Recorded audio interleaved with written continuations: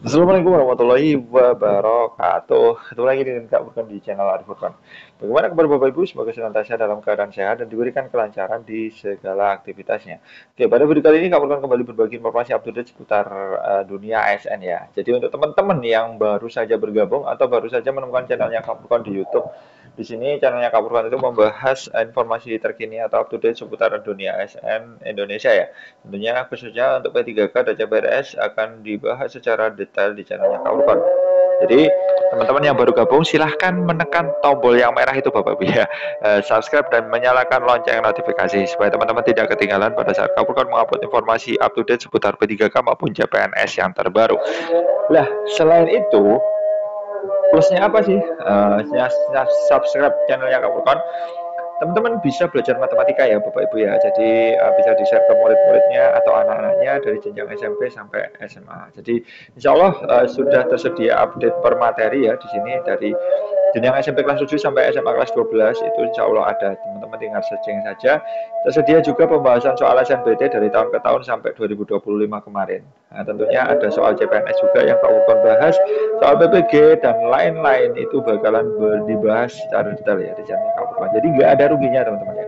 Oke, di sini ada kabar terbaru dari kode R3T ya. Di sini Sabtu 5 Juli kemarin ya Bapak Ibu ya. Tentunya cpnn.com kode R3T ini muncul di pengumuman P3K, honorer K2 dihilangkan, BKN ungkap 3 kategori. Ya, semoga ini menjadi jalan terbaik ya untuk teman-teman tampungan. Oke, banyak yang bertanya juga ya di channel Kapolkon ini ada kita bahas R3T. Badan Kepegawaian Negara atau BKN mengungkap 3 kategori honorer pegawai non ASN masuk R3T. R3T itu merupakan honorer atau pegawai non ASN masuk database BKN yang masuk jabatan tampungan. Nah ini tentunya Deputi Bidang Sistem Informasi dan Digitalisasi Manajemen ASN, Bapak Suharma juga menyampaikan, R3T ini merupakan hasil seleksi P3K pada jabatan tampungan. Sesuai dengan ketentuan, jabatan tampungan hanya bisa diisi oleh mereka yang sudah database BKN ya, non ASN yang tetapi tidak mengikuti seleksi kompetensi tahap 1 dan tahap 2. Nah, jadi beliau-beliau ini sudah terdata di database, cuma tidak ikut seleksi, maka masuknya di R3T. Nah, beliau menyebutkan beberapa kriteria pelamar yang masuk dalam jabatan tampungan adalah yang pertama, daftar CPNS tapi tidak memenuhi syarat atau tidak lulus atau tidak hadir. Kemudian yang kedua, daftar P3K tahap 1 tapi TMS maupun TH. Kemudian yang ketiga, instansi tidak membuka formasi P3K 2024 bagi kualifikasi jabatan dan pendidikan yang bersangkutan. Panselnas selanjutnya telah mengirimkan hasil ujian JAT peserta pada jabatan tampungan tersebut. Yang untuk selanjutnya, nanti instansi harus melakukan validasi atas data non ASN pada jabatan tampungan tersebut. Jadi di sini Bapak Ibu bisa perhatikan jabatan tampungan ini peluangnya sangat besar ya untuk lulus. Mengapa? Karena sudah terdata di database BKN, tetapi memang nggak ada formasi yang sesuai dengan yang dimaksud ketika P3K tahap 1 maupun tahap 2 kemarin, tahap 2 kemarin. Makanya langsung dimunculkan di akunnya teman-teman itu adalah R3T atau jabatan tampungan.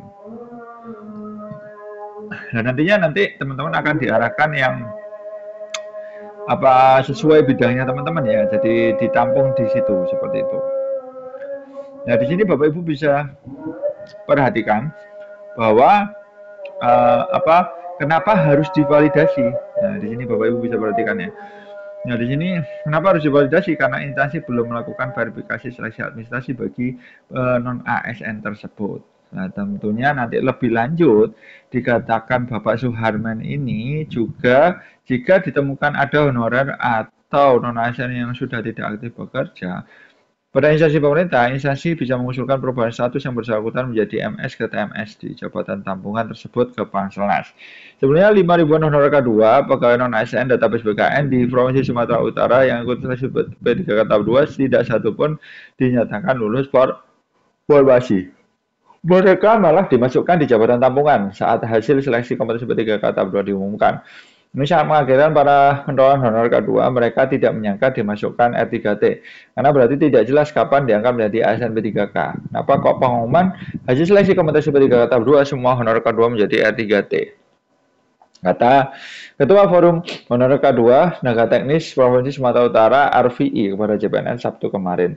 Kalaupun masuk jabatan tampungan, ujiannya Honor K2 seharusnya dijadikan R2T, bukan malah digabungkan dengan non-ASN database BKN jadi R3T. Honor K2 dibuang kemana? Nah, ini penjelasan Bapak Suharman ya, mengapa K2 itu hilang statusnya. Nah, munculnya nanti di akunnya teman-teman itu R3T.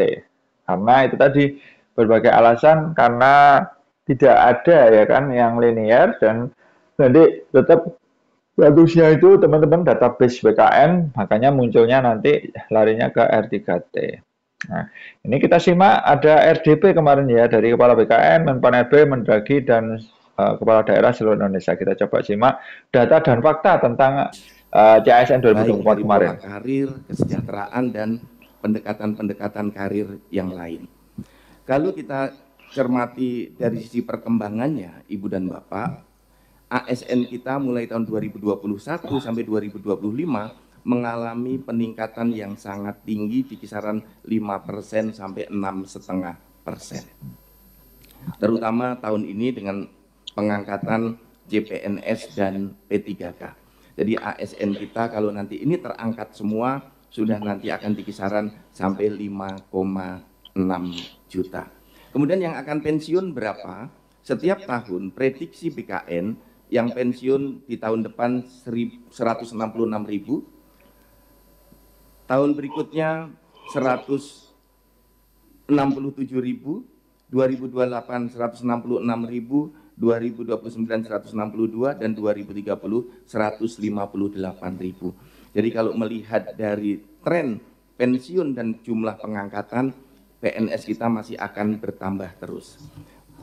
Bapak, Ibu, dan seluruh peserta, progres CASN kita tahun 2024. Kita sudah menyelesaikan untuk CPNS dan seleksi P3K, sekarang bergulir di dalam tahap pengumuman untuk P3K tahap 2. Formasi yang diberikan oleh Ibu Menpan untuk CASN 2024 sebanyak 1.266.081 orang. Yang terpakai adalah 1.255.056 orang, terdiri CPNS 247.577 orang, dan P3K 1.007.479. Nah, dari formasi ini, Ibu dan Bapak, CPNS hanya terisi 72% sampai dengan saat akhir pemberkasan.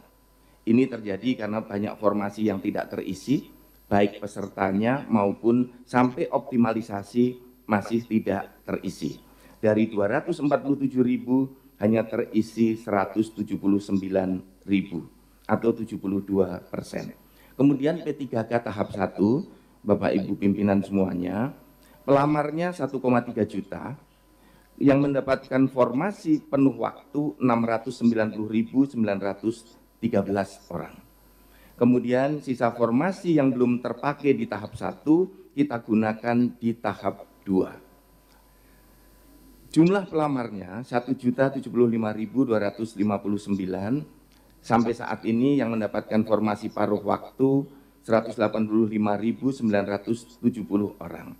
Nah, total dari formasi yang terpakai untuk P3K dari 1.007.479 terpakai 876.883 orang atau 87%. Kalau kita cek mengapa tidak sampai terisi 100%, karena ternyata banyak. Semoga segera terisi 100% untuk formasi kosong, tentunya untuk R2, R3, R4 yang belum mendapatkan formasi segera mendapatkan formasi. Seperti itu dulu informasi dari Kak Furkan, semoga bermanfaat. Sehatnya aja di channelnya Kak Furkan, insya Allah informasi update setiap hari. Salam semangat terus dari Kak Furkan. Wassalamualaikum warahmatullahi wabarakatuh.